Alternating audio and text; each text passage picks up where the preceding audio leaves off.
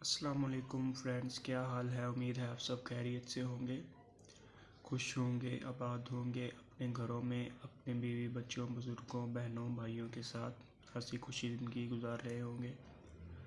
تو فرینڈز، جیسا کہ آپ جانتے ہیں کہ اس چینل کا مقصد آپ کی انٹرٹینمنٹ کرنا، آپ کی تفریح کرنا ہے، آپ کو ایسی کہانیاں کے متعلق آگاہ کرنا ہے جو کہ ہم بچپن سے اپنے بزرگوں سے سنتے آئے ہوں۔ اگر بزرگوں سے نہیں تو ہم اپنے اسکول اور کالجز سے تو ایسی کہانیاں سن ہی لیتے ہیں۔ یہ کہانیاں ہماری زندگی کے اخلاق کو سنوارنے میں بہت اہم کردار ادا کرتی ہیں۔ آج بھی ہم آپ کے لیے ایک ایسی ہی کہانی لے کر آئے ہیں جو کہ آپ کی زندگی کے اخلاق کو سنوارنے میں آپ کی مدد کرے گی اور آپ کو اس سے کچھ نہ کچھ سیکھنے کا موقع ملے گا۔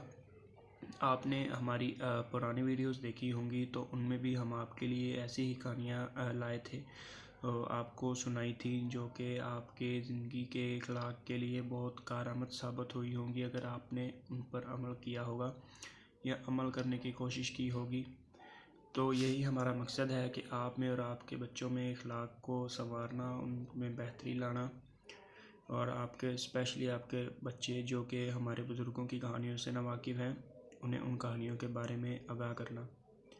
تو فرینڈز، آج بھی ہم آپ کے لیے ایک ایسی ہی کہانی لے کر آئے ہیں جس سے آپ کو بہت سے اخلاقی اسباق ملیں گے۔ آج کی کہانی شروع کرنے سے پہلے آپ سے درخواست ہے کہ ہمارے چینل کو please like, subscribe and share ضرور کریں تاکہ ہم آپ کے لیے روز نئی سے نئی کہانی لا سکیں، اور آپ کے سپورٹ سے ہی ہمیں حوصلہ ملتا ہے۔ تو آج کی کہانی جو ہم شروع کرنے جا رہے ہیں اس کا عنوان ہے نادان ہرن۔ ایک وقت کی بات ہے کہ ایک جنگل ہوا کرتا تھا، خوبصورت سا، بہت سے جانور اور پرند چرند اس میں رہا کرتے تھے، اور اس جنگل میں ایک بہت ہی خوبصورت ندی بھی ہوتی تھی جس میں سے پانی بہا کرتا تھا۔ تو اس جنگل میں ایک ہرن ہوتا تھا، ہرن 12 سینگ والا ہرن جو ہوتا ہے وہ۔ تو ایک دن اسے پیاس لگی، وہ ندی سے پانی پینے گیا، تو ندی کا پانی کافی صاف تھا، اور اس نے ندی کے پانی میں دیکھا تو اسے اپنا عکس نظر آیا۔ جب اس نے منہ ندی کے پانی کی طرف کیا تو اس نے دیکھا اپنے سینگوں کی طرف، جو کہ بہت خوبصورت لگ رہے تھے، بہت چمک رہے تھے۔ وہ اپنے سینگوں کو دیکھ کر بہت خوش ہوا اور اسے بہت فخر محسوس ہوا کہ اس کے پاس اتنے پیارے سینگ ہیں۔ وہ سینگ دیکھ کر خوش ہوتا رہا اور خود پر فخر محسوس کرتا رہا۔ وہ بھی سینگ دیکھ ہی رہا تھا کہ اس کی نظر اپنے پاؤں کی طرف پڑی، جو کہ زمین پر چلنے کی وجہ سے گرد و غبار سے لت ہو چکے تھے اور بہت خراب ہو چکے تھے۔ اپنے پاؤں کی طرف اس نے جب دیکھا تو اسے بہت افسردگی ہوئی کہ خدا نے کیوں اسے نامکمل بنا دیا۔ اس کے سینگ تو اتنے پیارے ہیں جبکہ اس کے پاؤں اتنے خراب کیوں بنائے خدا نے۔ وہ اللہ سے شکوہ کرنے لگا۔ تو اتنے میں ابھی وہ پانی پی ہی رہا تھا کہ اسے دور سے کہیں شکاری کتوں کی آواز آنے لگی۔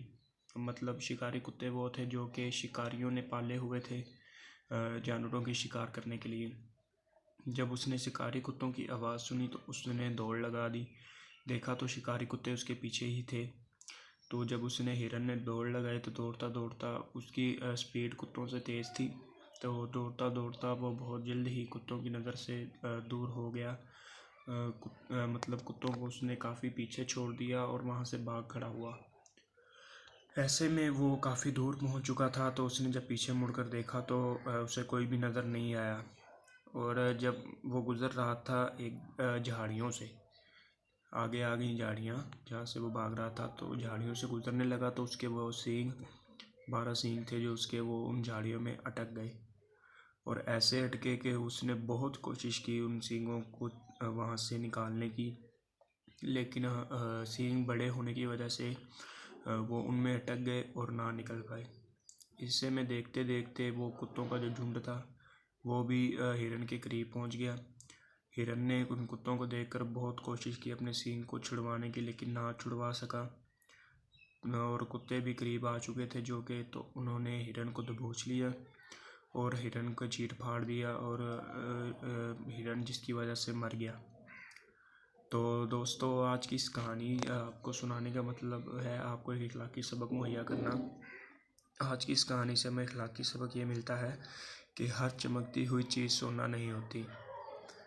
جس طرح آپ ہرن کی مثال لیں تو اس ہرن نے غرور کیا تھا اپنے سینگوں پر، جو کہ بہت خوبصورت تھے، جس پر اسے بہت مان تھا، لیکن اینڈ میں مروایا بھی انہیں اس ہرن کو اس سینگوں نے ہی جو کہ جھاڑیوں میں پھنس گئے تھے۔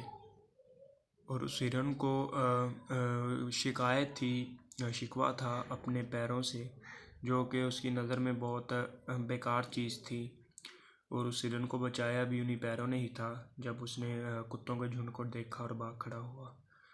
تو اس کہانی سے ہمیں یہی سبق ملتا ہے کہ ہمیں کسی بھی چیز کو، خدا کی بنائی ہوئی کسی بھی چیز کو نکارا نہیں سمجھنا چاہیے، وہ کسی نہ کسی کے کارآمد کی ضرور ہوتی ہے۔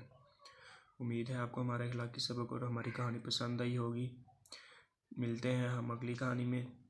جاتے جاتے آپ سے درخواست ہے کہ ہمارے چینل کو لائک، سبسکرائب اینڈ شیئر ضرور کریں، کیونکہ آپ کے سپورٹ سے ہی ہم آگے آئیں گے اور آپ کے لیے نئی سے نئی کہانیاں بناتے رہیں گے، اور آپ کے انٹرٹینمنٹ کے لیے اپنا ٹائم وقف کریں گے۔ اوکے، خیال رکھیے اپنا، ملتے ہیں اگلی کہانی میں، والسلام۔